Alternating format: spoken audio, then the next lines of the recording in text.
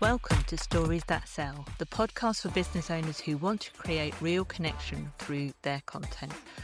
I'm your host, Naomi Rose, and each week I will be speaking with an incredible person talking about their stories from behind the business.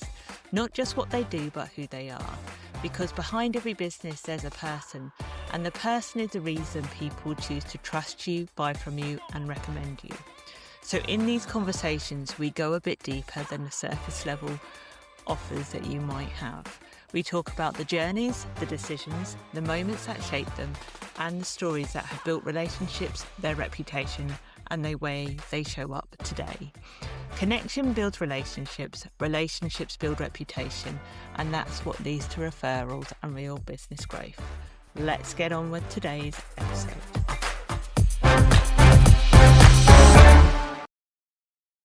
Oxfordshire-based Clare Nash is an architect, author, mentor and founder of Clare Nash Architecture. But what really sits underneath her work is a deep curiosity about how we live. Clare has never been someone who simply accepts that things have to be done the way they're always been done. She's a big ideas person, a questioner and a challenger of the status quo, and someone who quite literally built a life around the idea that we get to design how we live, not just the buildings we live in. Her path hasn't been neat or predictable. Clare lived and worked in Germany, Liechtenstein, travelled alone through places including Papua New Guinea, China, Vietnam and South America, and came home from a 6-month research trip during a recession with no job, no savings and no clients. With postcards in local shop windows, a very simple website and a lot of determination, Clare began building her architecture practice, but from the beginning, she didn't want to create a business that took over her life. She wanted work to fit around real life, not the other way around. That meant building a flexible practice long before flexible work was the norm, partly because she hated commuting, partly because she wanted space to swim, run, garden and think properly, and later because becoming a mum made that freedom even more important. Today, Clare lives in a beautiful village with her husband and son. She has a large allotment, a garden full of native plants and flowers for wildlife, and loves wild swimming, running, and books. Basically, if there's a choice between sitting in traffic and getting an idea while digging up potatoes, Clare will choose the potatoes. That's what makes her work so interesting. Clare just doesn't think about buildings. She thinks about the life happening inside and around them. The morning coffee, the muddy boots, the garden, the family rhythms, the need for space, quiet, beauty and breathing room. And what stands out about Clare is she isn't just talking about the designing a better life. She's done it and she helped other people do the same. And perhaps what sums up Clare the best is something she said herself. It's possible to feel rewarded, enjoy your work and live well too. Clare, welcome to Stories That Sell. Thank you. Well, that was a really lovely introduction. And yeah, lots of things I was like, oh yeah, I did that. Oh yeah, I said that. I mean, we were just talking before we started on this podcast, but I know we've known each other for a little while now, but what I absolutely love about you, I mean, you are an architect, but it's beyond like the buildings that you think, because it's all about how you live and what you do and the environment that you're in that can really inspire and change a family rhythm. I mean, how did you get into this kind of architecture, really? It's a combination of things. So my dad converted barns. He was a farmer and he saw the opportunity. It's a bit of a long story, but essentially we moved 5 times in 6 years and I was on building sites a lot of the time. So I was always really comfortable on building sites, but even so, I wanted to be a racing engineer because you get to travel the world. But I did my work experience at Formula 3 team, which was brilliant. I got to see McLaren's testing in my lunch hour and everything. But I realised I'd only get to design a gear stick probably. And I thought I want to design more than just that. And my art teacher at the time was an architect himself before going into art. And he kind of suggested that would be a good combo for me because I also really liked maths at school. Weird, I know, but I did. Maths and art were my favourite subjects, and not so much physics, which I regret doing. But it is useful, really useful. Yeah. And then I got into art college, which actually I didn't want to do. I wanted to go travelling straight away after A-levels, but because I got in without what I can't remember what they call it, but when you get in without needing any qualifications to get in, it's like you're just in. That's it. Unconditional. Yeah. That's it. Unconditional. Yeah. And I was like, oh right, okay, this is my thing then. I better go and do it. And I really like welding, making furniture and graphic design. And then somebody there was teaching interior architecture as well as that course, and said I should apply for that. And I was like, oh, good, because I don't think I'll last 7 years for architecture. I'm not very academic. I didn't think I was anyway. And I thought I'd get bored. So I went and did interior architecture in Cardiff. And then I loved that, really loved that. Interior architecture is a funny one because in Europe, everybody knows what it is. There are actual practices in Europe called interior architecture practices. It's nothing to do with cushions and curtains, which is what everyone here thinks. And part of me, like the feminist me, was a bit like, just because I'm a woman doesn't mean I'm doing cushions and curtains. So I got a bit annoyed with that. So I got a job in an architect's, realised there was a ceiling if you stayed just on the interiors kind of side, and then went back to retrain part-time while I was working on building sites and stuff. So that was good. I Wow. had both. Yeah. So what is interior architecture then for us, that for Yeah, people that think it is cushions and curtains? yeah, it's refurb basically. So like 90% of what an architect does in this country is working on existing buildings, changing the insides and extending a bit around the outsides, but essentially the building stays as it is. Yeah, and barn conversions would definitely qualify as interior architecture, which is what I've gone into. Um, so it's thinking more about the spaces within rather than starting from outside. Um, but when I switched and went back to do proper architecture, um, I enjoyed both anyway, so it didn't really matter. And it turns out if you really like something, you can be academic. You can last That is, 7 years. yes. I mean, that's 7 years doing a course like that. For me, it does sound like it just would be possible. But it's interesting that you went into, like, you've lent into that creativity side first, like going down the art route, because actually, even though, like you say, there's a lot of maths and there is to some element quite a bit of like design element and being able to work that out. A lot of what you do is actually creativity, isn't it? It's being able to think outside the box and challenge the status quo, because I guess with a lot of the things that you see them and then you think, well, what's the art of possible here? Yeah, oh, definitely. And half the creativity is used on just navigating and getting around planning. The planning system in the UK is really tricky, um, partly because we don't have as much space as other countries, but partly also because it's bonkers. I won't go into all the details about why it's bonkers, but it is. So you have to be quite creative about how you approach that. But but also lots of people come to me saying, we need an extension. And half the time I can reorganize what they've already got and it works. And then they don't have to spend so much money, or they need a much smaller extension than they thought. Um, so yeah, because I think I've seen so many buildings I've gone into, and you can really tell that the whoever it was just plonked on extra space without thinking about how any of it connects together. So you end up with a really strange building with lots of plonked on bits very randomly, and then there's no flow. You can't see the garden. It, yeah, and then unsurprisingly, people move into those and be like, "What am I going to do? What can we do about this?"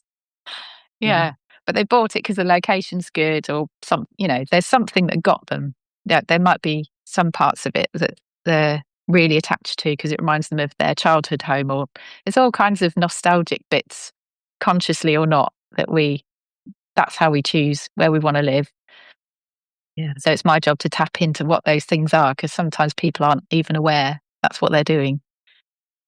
No, that's really fascinating. I mean, you must have, you've, I know you've worked with so many different people, but how do you go about figuring out what's going to work for a family home? Like what's going to be best for the people and for the family? What's the process you would go through? Because I am in a house that, as you already know, needs work doing to it, and it has been one of those houses. Believe it or not, I'm in a semi-detached cottage that was built in 1889, or certainly that's when the first deeds were. That was originally 3 houses. So Oh, it's gone wow. from 3 to 2, and they kind of built bits onto it. So I absolutely understand the flow. Um, and the bits that have been built on have not necessarily been built on correctly. That's a whole other story. Um, but it's really interesting because when you come in and when you move into a house, essentially it's not yours. I mean, I never feel settled in a new house for ages, but it takes me so long to figure out how to make it work for myself and my family. Then when I mean not just the family that live here, which is basically my husband and the menagerie, but the wider family that like to come stay. It kind of all. So Yeah. how do you work when you meet people? How do you work out what's going to work for them?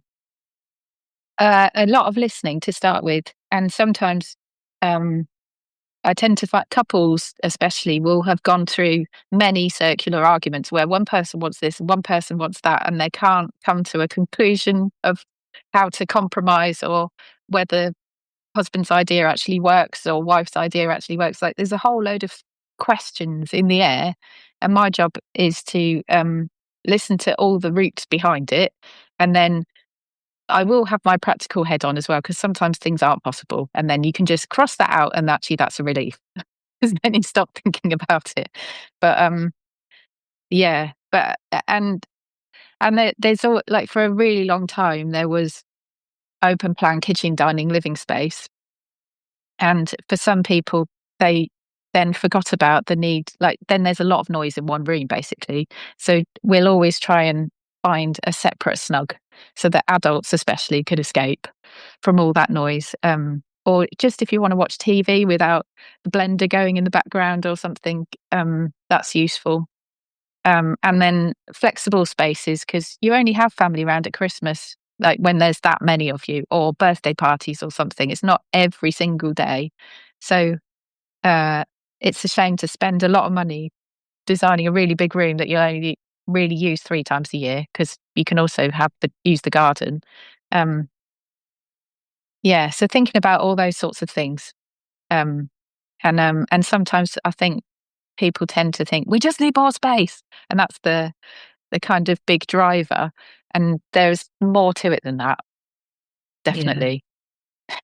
I mean, it must be interesting to see how different people live, though, like in the way of what their priorities are. And like you say, I bet you probably end up being able to get people that are on polar opposite ideas of what they think's right to come together and meet in the middle. I mean, that is a challenge in itself half the time, isn't it? Yeah. Yeah. Well, I do make a joke on my website blurb about how we also solve relationship problems. It's a bit tongue in cheek, but it's true. It's true. I can totally understand that because we were all individuals, but we've come to co-live with each other. And actually, your home design is so vital to finding what works for 2 different people, or at least 2 different people. Yeah. Yeah, exactly. And then kids come, or dogs, or both. And then it's a Yeah. whole different thing. I still remember one of my really early on jobs when I just set up on my own. And I remember feeling quite worried about explaining this to the client, because they told me they were really happy. They're like, "Oh, we think it'd be best if we put the dogs here and then we have our kitchen here and blah, blah." And I just pointed out to them, "You've given your dogs the best view." They're not going to appreciate it. They only want to see you. They don't gaze out the window going, "Oh, that's a lovely plant." They're just different. They're like, and then it all went quiet for about 2 weeks, and I thought, "Oh, I've offended them." And then they came back, "Yep, you're absolutely right. Don't know why we didn't think of that." It's things like that, just the outside view that I have. But sometimes it is a bit nerve-wracking. But I yeah, can because it is very personal. I mean, when I first go around somebody's house, and I've been in all kinds of different houses, the first thing everybody says is sorry about the mess every single time, and their house is really. guaranteed more tidy than mine. Um, yeah, so that's funny. And It's funny how how people apologise for the space that they're living in when they've got someone yeah, coming in designed to help them with their space. yeah, every time that happens, and I never judge, because I've seen so much, and it's not like my house is pristine and perfect or finished or anything. I mean, it's a busman's holiday Mm. because I never get time to do my own thing. But yeah, and I also really believe everybody should be allowed to live how they want anyway. It's not I don't force a certain sort of design thing onto people, but I do give them practical feedback on like, yeah, maybe you put this over here because actually that's a bit more practical when you're working over there and like the Yeah. thoroughfare and people coming past and you don't want people bumping into you and stuff like that.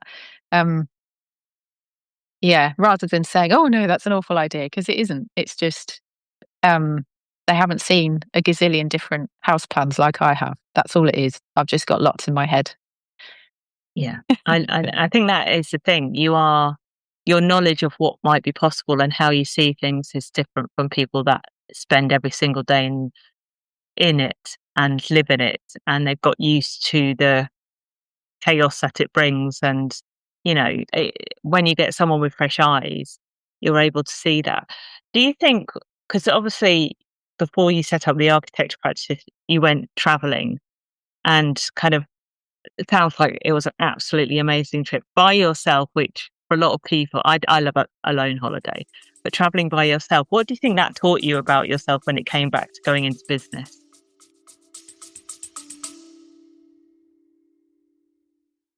Just taking a very short break to tell you about something I've got that I absolutely love and think you will love too. Now, I know how many of you hate creating content, and it's my area and zone of genius. That is exactly why I've created my really fun filming days. And yes, content can be fun. So if the thought of creating reels makes you cringe, or you are sitting there wondering what on earth to film, this is exactly what you need. On a really fun filming day, you'll be with me and 3 other amazing business owners to create a bank of content in one go, so you're not constantly setting up your camera, trying to think of ideas, or putting it off until next week again. In just 3 hours, you'll leave with over 60 reels and 30 photos that can be used over the next 3 months and reused and repurposed however you want. And I have got sessions coming up all over the UK. To find out more, check out the link in the show notes or just drop me a message with the word fun and I'll send you the details. I really enjoyed testing myself, like the bravery of some of the places I went to, because I was by myself, um, and I was nowhere near the beaten track a lot of the time. And I remember in China, I had to take 2 trains, 1 bus, and then walk an hour to get to this cave dwelling settlement, and then stay overnight in a cave dwelling to find out more about it and everything. And I thought it just felt incredible to like push myself to do that. And obviously, I don't speak Mandarin. Um, well, most people don't, who are European anyway. And I did really try. I'm actually quite good at languages, but in a whole month of being in China, I only managed to learn like 5 words that I could say convincingly and get the right response. I could understand some numbers and things like that coming back at me, but oh my goodness, it's such a difficult language. Whereas if I'd spent the same time in Italy, I'd have been able to have a short conversation. It's just, yeah, it's mad. But I did really enjoy that. And Why, you why stick a out cave? like I was sorry. going to say, why a cave dwelling? Oh, because mainly because I was looking at my research was all about it's called vernacular technologies, and vernacular just means how people used to build before architects, before planners, before the modern world, before industry, and they built it just because what. So it's inherently sustainable because they're building with local materials, but also they had it's a lot of work to go and get wood to heat and that kind of thing. So it's naturally efficient. And cave dwellings, even though China particularly has a huge temperature range from winter to summer, but it maintains a constant 16 degrees in a cave dwelling. And then they just Wow. top, yeah, because of the earth. So that's fascinating. And then they have this thing called the Kang bed, which is like a central bed that everybody uses it during the day as a sofa as well. And the heat from the stove that they use all the time to make their rice and tea and stuff goes into this Kang bed. So it recirculates all that heat. So it's incredibly sustainable and energy efficient. And then I was there looking at the modern versions of those because they had a concern that people in China were moving to concrete apartment blocks, which was so inefficient. And then they had fuel poverty. They were frozen, and it was a really bad situation. So the Xi'an University commissioned and designed and everything a like modern version of these cave dwellings with proper glass instead of rice paper. And there were some upgrades, but it still had the Kang bed, still earth with a little bit of concrete to aid with earthquake proofing. But essentially, it was the same thing. And also, what was really weird, this is the funny bit, is for some reason they still over there revere Chairman Mao, even though he's responsible for millions of deaths, like millions and millions, like the whole Cultural Revolution. And but he plotted the Cultural Revolution in a cave dwelling. So for them, it's really like high status, significantly, culturally significant. It's a bit like, I mean, it's not quite to the same extent, but we love our Cotswold cottages because of nostalgia. It's very similar, apart from there wasn't like a major dictator plotting a revolution in a Cotswold cottage. But yeah. But I did, and everywhere I went all over the world, that was the other thing that really got to me, was everybody has exactly the same problems. They worry about bills, they worry about their family, like little squabbles going on, and all exactly the same. Yeah. Really? And especially because when I was in South America, I learnt Spanish, so I could speak to people properly. And yeah, so I definitely got to the bottom of that. They're all exactly the same.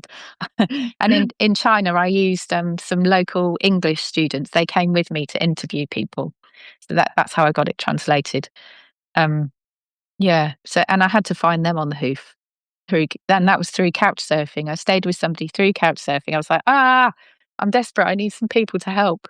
And she helped me, the person I was staying with, to find local students. It's just amazing what people will do Oh, wherever you go. do you know, I think it's the biggest thing, particularly in Britain and the UK, that we don't do is actually just say when we need help. There's a sort of pride element. It's a bit like what you're saying with people that apologise before you've even got in the house for nothing Yeah, wrong. We yeah, apologise before we say hello so many times. And actually, and it's funny because I always love helping people, and it's never a chore for me to help others. That is the one thing I always say. But I get really upset when people don't ask for help that clearly need it. That said, I wouldn't ask for help myself very easily. So it's amazing when it's on the other foot of actually people, and particularly in China, I think, because I've been there before. And the one thing that really stood out to me is how much they look after each other in their community. They care and all that caring stuff. And I think we do that here, but we're just afraid to ask for that help sometimes. So yeah. that's really Oh, definitely. fascinating. Yeah, yeah. Um, Yeah, and the new versions of those cave dwellings, people love them, really love them, and there's no more fuel poverty. So they're planning to roll that out. In fact, they're already doing it everywhere. Things happen very quickly in China, unlike here. Yes, it's a different world. Uh, Yeah. Interestingly, because I know you've got a love of garden, so every time I'm in my garden and my knowledge of gardening, I do have some knowledge, I will say.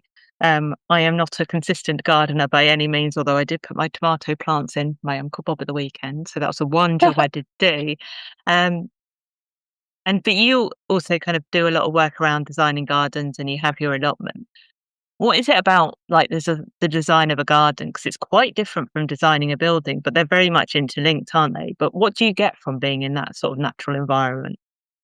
I've always loved gardening. Well, at least since I probably got into it when I was 25, when it was really uncool to do that. And I remember my brother-in-law at the time.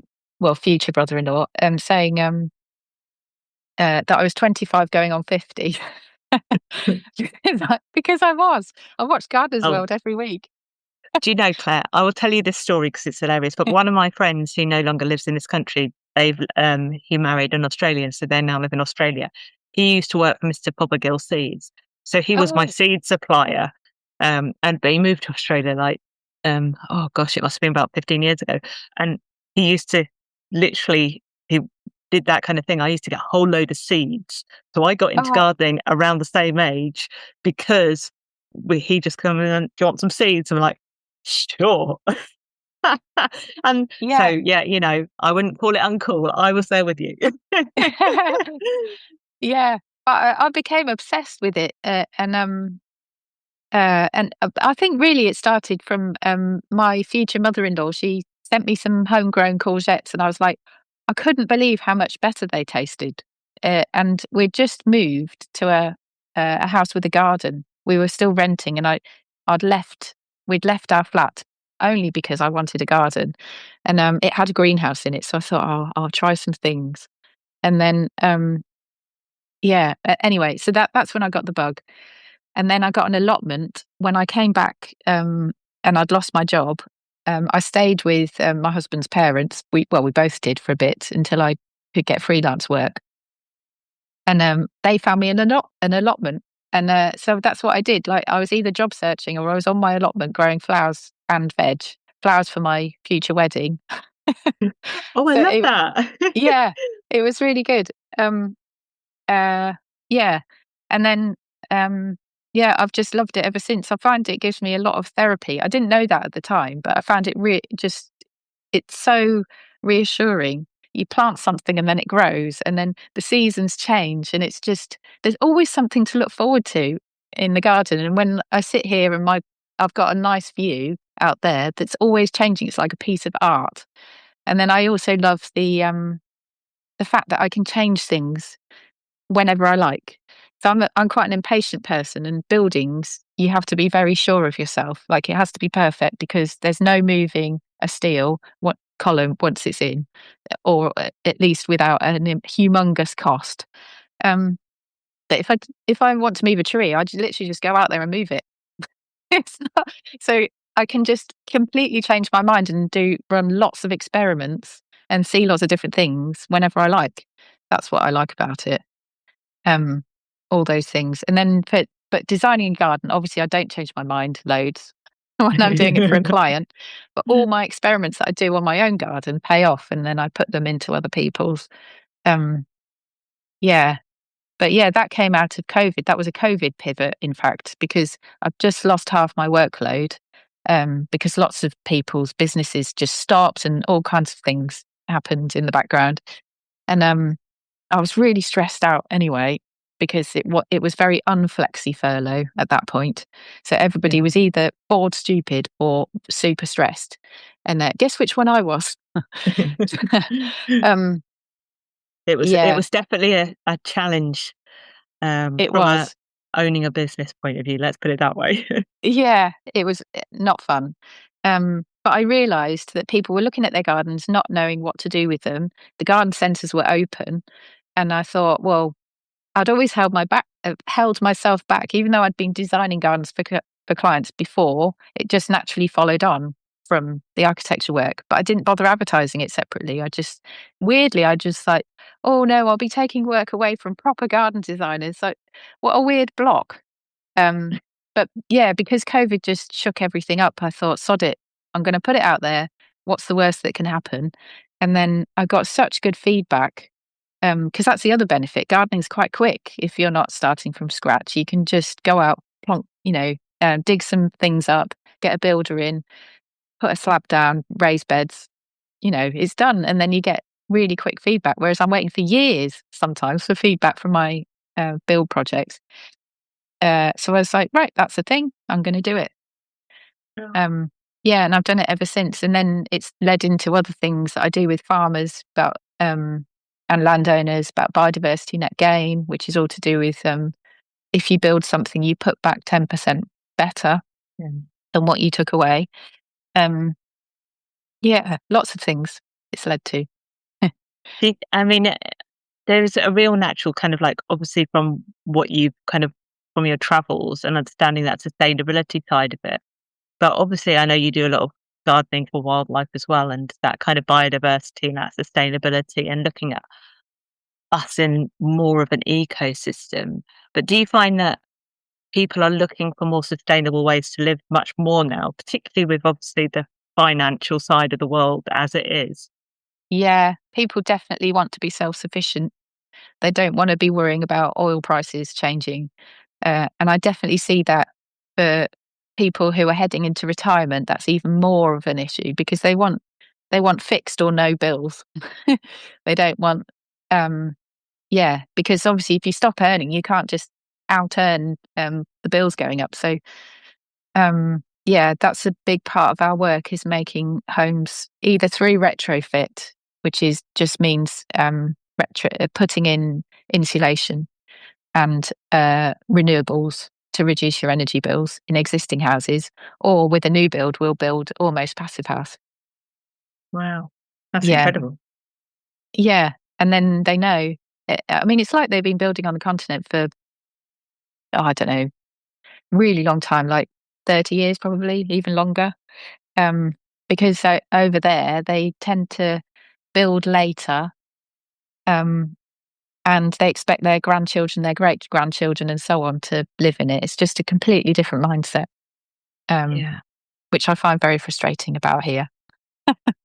Yeah, well, it's true, isn't it? Because particularly in Europe, where a lot of the and not in every country in Europe, and obviously not every family, but a lot of, like you say, a lot of families go through that. Like you will live in your parents' house, and I actually, funnily enough, my gardener lives in his wife's parents' house, and their grandparents he's thrown it in my village. So that is the only time I've heard that happen where I live Yeah, now, which is fascinating. But it's true, we don't look at houses necessarily for the longevity. I mean, normally, and correct me if I'm wrong, because this is much more your area, people will move into a house and they go, "I'm not moving again. That was so stressful. I'm not doing it for another 10 years." And that will be kind of like a short amount of time, really, compared to it, rather than I'm going to live here, unless you're kind of getting to that point in life where you want somewhere to retire to and spend the rest of your days.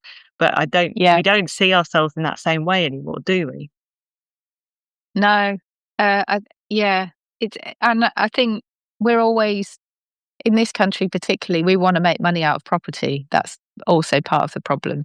That whereas I think ideally you should be making a home and doing the proper long term things. I think Homes Under the Hammer has got a lot to answer for, really, and a lot of it isn't true. And some of the prices I see on there are like, no way have they done it for that. It's just yeah. Um, so anyway, but so I'd rather and my objection I have to that as well is that if you're doing something to flip a house, you're not doing it for the end consumer because you don't know who the end consumer is. So straight away there's waste because person B comes in and rips it all out, starts again anyway. And C, you're doing it to just make it superficially look good so that someone buys it and then they move in and discover all the bodge jobs and the fact that it still costs an arm and a leg to heat it and all sorts of things. And my biggest bone of contention is the blimmin' major house builders who build a red brick box times a gazillion on the edge of every single town, wherever you go, Northampton, Southampton, wherever. And they're only meant to last 50 years and they're not built well. The snagging lists are enormous. They've got small windows because that's cheap. And then the first thing people do is they move in, stick a conservatory on the back because they want more light. But of course, it's either too hot or too cold, so that's inefficient. When they could have just built it right in the first place, and it doesn't need to cost very much. So that's what I wrote about in my first book. Was that? Wow. I was going to talk about, because you've written books before, but I really want to talk about the fact that what I mentioned in the introduction is that you wanted a business that worked around you, not the other way around, which obviously in principle sounds wonderful. I know isn't always the case, particularly in the world of architecture, where sometimes you are run by projects. But I think it's really interesting because so many people want to have a business when they us in the entrepreneurial world want a business that works for us rather than the other way around. We often think about that. Often the reality doesn't come for that. But I mean, your knowledge of architecture is incredible, but you don't just work with architects though, do you? You work with more people. So how do you start? Because you're huge amount of business knowledge, huge amount of process as well. How do you start thinking about what people need in their lives? Because you do that in your homes. How do you do that and replicate that in business? Um, I think it's all tied up in this story, which is how I set up my remote team. Was that I did some blogging in 2014, and then that led to too much work, and I was forced to take on an employee, which I didn't want to do because I thought I'd be a really grumpy boss. And yeah, and I didn't want to manage people because I didn't think I'm not a people person. I like people, but I don't want to manage them. And anyway, but I was teaching at the time at Oxford Brookes Uni, so I had access to really good students, and I thought I'll just try it. What the alternative was letting down lots of clients, and anyway, long story short, it turned out really well. Um, but at the time, I thought I can't expect a student to drive out to me in the countryside. They might not even have a car, and I don't want to set up an office that I'll only sit in 2 days a week, maximum, because I'm always on site. Um, yeah, and I'll be paying a big overhead for something I'm like trying out anyway. So I just tagged on a meeting um, after my teaching day with my student employee, and that worked. And then when she moved to Australia, I replaced her with two people, and so it just kind of naturally grew over that. So that's kind of an example of where, like, everybody. I was tweeting about this at the time, um, and I was interviewed for the architecture press about it and stuff, and I got lots of feedback saying, how do you trust your employees when they're working from home and you can't see them? And B, oh, if you're in architecture, you always need to be open for collaboration because you never know when the ideas are going to come up. And I'm like, oh, for God's sake, this is just bonkers. And Wow. I had all this pressure from the outside saying you should do it the traditional way, which is set up an office and everybody comes there every single day and you grow from that. I was like, but why? Why do you need to do it like that? Um, so I'd give that as like a really good example of just going from what you need. And then this was way before COVID. So we were well set up for that. But also, I mean, I didn't have kids then, but I did really enjoy the freedom of um, being able to go for a swim in the afternoon and not just, sitting at my desk just because I felt like I had to. Um, and then when I later had my son, I couldn't take maternity leave because I had a young team to support. And in any case, mat pay doesn't pay your bills, not even slightly. It's less than the minimum wage by a huge degree. It's yeah. Anyway, how people do it, I don't know. But so I carried on working after 3 weeks with him attached to me. And but I could do that because I was working from home and my team came to me for a while because I found it hard to get out. Um, and I have lots of parents working for me now because it means they can get to school pickup, they can go and watch the Harvest Festival or whatever. It just works, and I think the rest of the world are kind of missing out on these hugely talented people just because of an arbitrary 9 to 5 commitment that somebody made up a long time ago and nobody's questioned since. Well, Bit yes, strange. well, I mean, it's an interesting history behind the 9 to 5, which I'm going to have to wrap up this podcast shortly. But it didn't start with Henry Ford, but he was the one that made it a standard thing because he wanted a workforce that could design cars in a 9 to 5 environment, although it wasn't 9 to 5 at the time. But that was how it ended up becoming the working week. So that was Ah, how, but there was more history to it than that. But actually, a couple of the things that really interest me in that is the fact that one, people were tweeting saying back in the days of tweeting, which was a lovely time. I used to love tweeting, um, which I don't so much anymore. The lack of trust in the industry, like I can't see yeah, them. So why can't you just trust that people actually do want to do a good job and actually yeah, want to enjoy exactly. their work? Yeah, And that's just such a core inherence of the environments that people were working in. Like, yeah, why is it wrong to go to work and enjoy yourself. Like, it shouldn't have to be either or. It can be No. both. And that was one of the things I always used to find really difficult about some of the work environments. I'm like, I don't want my team to come to work for me and hate their jobs. If that's the Yeah. case, they're not going to do a good job. And that's not the Yeah. environment I want. And also, what I really love about you is you kind of ask why. Why do we do that? And something as children we ask a lot. I mean, children, and as I remember being really annoying, asking the question why all the time. But then at some point between like child, teenage years, and adults, we stopped questioning the world. And I think it was a really interesting one. And this might go back to your art degree. It certainly was for mine, because I went to a music college that really questioned what art was. I'm not going to get into that whole debate now, because there isn't an argument that you can end on that. But it really challenged your mind in how you people saw the world and how subjective it is. And Yeah.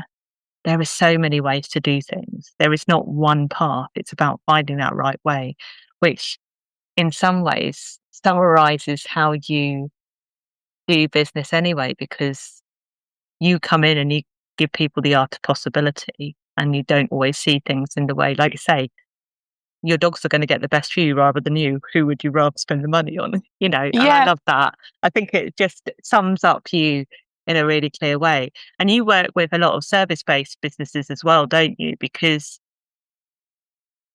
you, like I say, you have so much knowledge and understanding the whole aspect of business, even though you've got that knowledge of architecture, but understanding how to grow that team and make something work for you and build a business that works for not just you, but your clients and your teams and everything. So that's why you kind of have gone into helping more than just the architectural world, because you can see the design of how people can work better. Yeah. Yeah, definitely. I did after I wrote my second book, which was about how I built my business, all the mistakes I've made, but basically kind of how to be an architect and still have a life kind of Yeah. thing.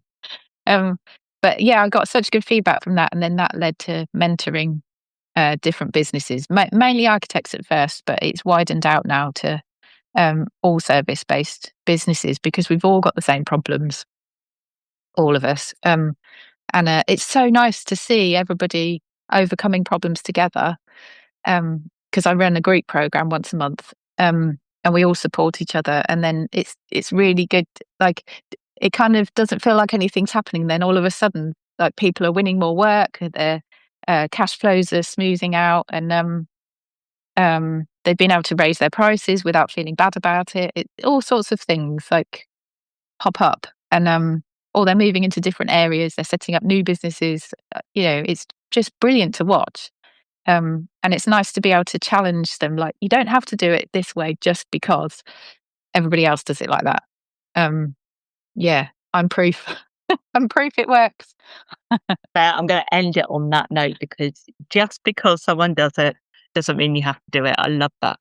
Claire, where can people find you if they want to connect and find out more about you? So my architecture website is clarenasharchitecture.co.uk. My mentoring site is clarenash.co.uk. Or you can connect with me on LinkedIn, which I'm easy to find. I'm the only architect called Clare Nash, so you can find me. Amazing. You're famous. Brilliant. I'll pop all of these in the show notes. Thank you everyone for listening to another episode of Stories That Sell, and I will be back again next week. Thank you, Claire. Thank you.